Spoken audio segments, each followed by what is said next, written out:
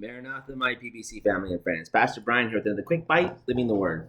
Today, our words can come from Ezekiel chapter 20, and I'm going to read a pretty large text here, but I want to kind of give you some thoughts before I start reading this text. So, one of the questions I get quite often is, kind of like this: what's going on? I mean, the church right now seems to be suffering, and I'm not going to lie, it does. Not just ours in the sense of but overall, just as a whole, Christianity seems to be kind of losing ground. They say, right? Well, why? Well, I don't think it's necessarily a horrible thing, and what I mean by that is this: is I want you to hear what God has to say here. It's kind of the same thing that we saw happen during the pandemic. Sometimes God just has to cleanse the house, and sometimes He has to just cleanse our hearts. And I want to read this passage to you, and I want you to really think about what this is saying.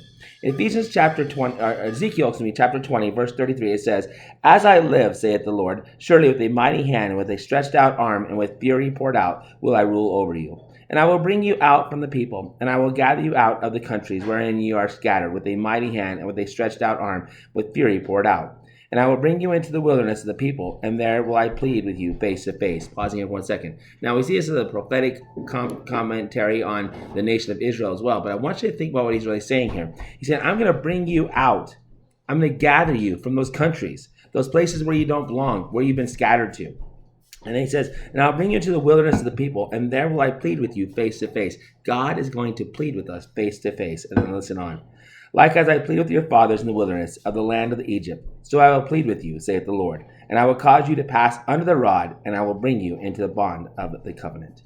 So in other words, I'm going to bring you through. I'm going to bring you out of those places. You're going to pass under the rod, right? Thy rod and thy staff, they come with the rod of correction, right? Why? So that we can enter back in that covenant. We get back in that place, right? This is, and I will purge you. This is verse 38, and this is what I'm going to close with now, right? "And I will purge out from among you the rebels, and them that transgress against me. And I will bring them forth out of the country wherein they sojourn, and they shall not enter into the land of Israel, and ye shall know that I am the Lord." Sometimes God makes us pass through that rod to purge us, either to cleanse our hearts before Him or to remove the rebels from amongst us. So just hold out, guys, and have faith. Trust that God is doing the right thing no matter what's happening.